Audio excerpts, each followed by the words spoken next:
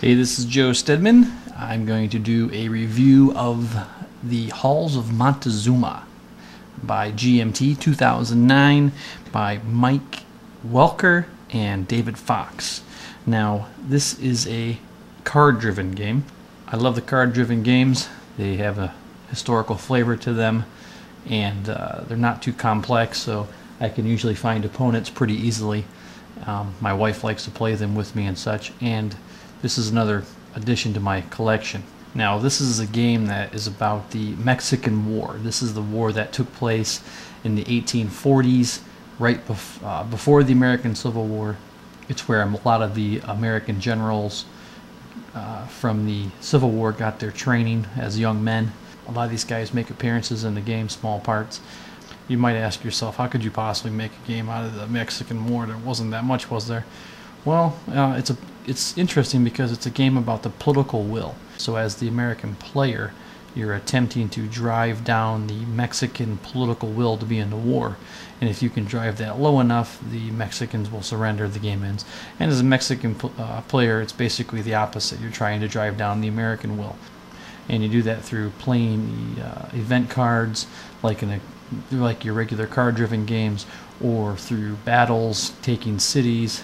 All will influence the victory point track, which is really the political will of the two countries. So let me show you what comes in the game. Alright, so the game, here's the box. Comes with the rule book. The rule book is not that long because it's card driven, so it's not like a big war game. Looks like it's about, let's see here, 24 pages with a good index. Got a card explanation for each play, or for each card. Sequence of play, some examples of play. You know, it's black and white, but I don't think you really need color in this example. What else does it come with? Comes with a setup card, so setting up the game. Comes with a record track to keep track of things and the different presidents of the Mexican presidents, which makes a difference. Comes with a full color breakdown of everything on the card. Counter information, kind of a cheat sheet to help you to learn the game or for that first time you play it. Comes with two of these. These are cheat sheets. It's got the battle results, sequence of play, all the different tables that you might need, terrain effects, everything that you would need to reference there. And again, it's really cool that it comes with two. I wish more games did this, one for each player, so I'm going to keep on handing it back and forth. What else? Comes with the map, and I'll pull that out. It's paper map. Pretty map, and I'll pull that out and show it to you here in a minute. And then it comes with two sheets of counters, beautiful counters, full color, big, huge size. It's a political control game, like We the People or those other games. So it's got the American flag and the Mexican flag, the combat units, different generals, fortifications, just the things that you need for a basic card-driven war game. Alright, so let me show you the map. Alright, I hope you can see this. This is your basic map of Mexico, is that how you say it? Mexico. And it's a point-to-point movement system where you are only allowed to move along certain points and down the path. This is the way a lot of most of the card-driven games work. And let's see what else. It's got your tracks to keep things. Got your presidents down here in the corner. So that's basically the map, and it's got presidents on each side for each guy to take care of things. Alright, so the game is card driven, like I said. It comes with, instead of 6-sided die, it's got 10-sided die, which adds a little difference. They're a little more flavor. But it comes with your basic decks of cards, your action deck and your event deck. The event deck is twice as big, and this is the majority of the game is played through the events. Now, if you're familiar with the card-driven game, this will be very repetitive for you. But your basic card-driven game, you've got two options. You've got the text, which is the event, and you can do what the event says. Or in the top corner, you're going to have a point value, which you can use to do different things in the game, such as move your armies, supply. There's a whole slew of things that you can do.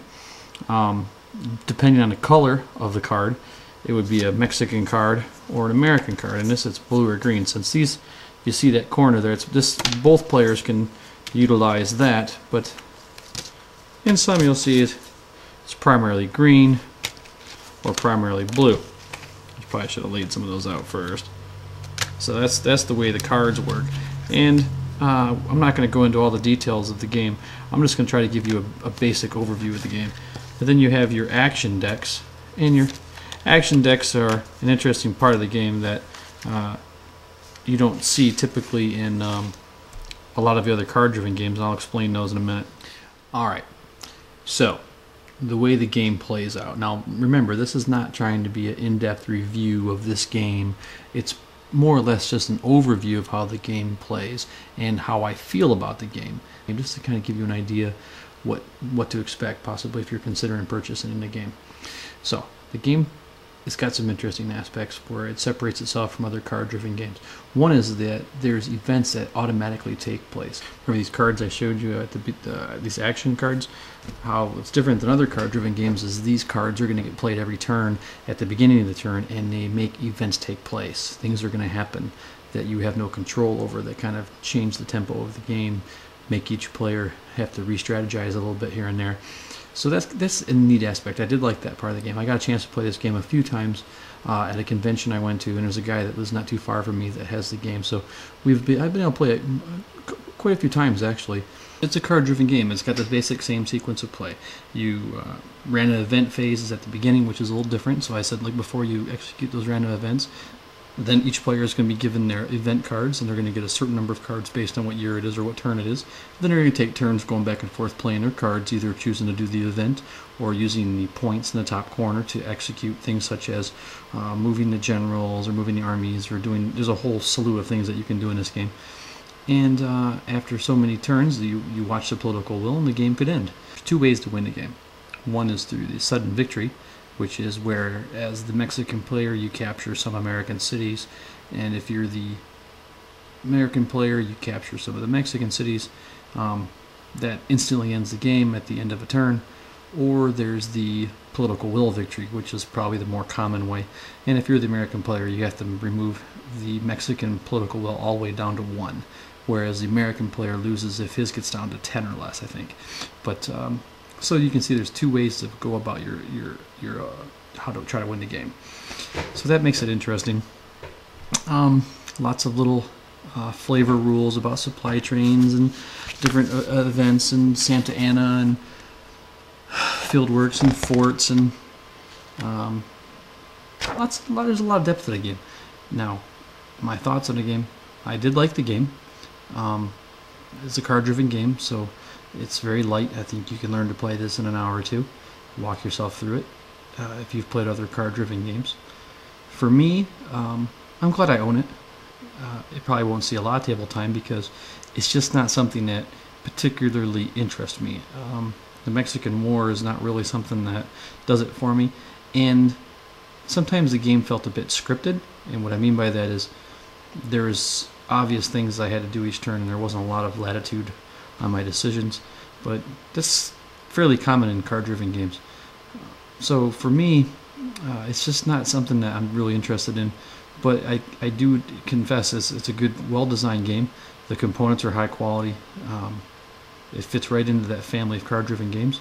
I'm glad it's on my shelf, and I'm sure that when my friends come over or when I bring the game to my gaming club I've started, that if they like this era, if they like the 1800s, I'm sure it'll see table time. And so I definitely recommend you picking it up if you like card-driven games and if the Mexican-American War is something that interests you. So until next time, thanks.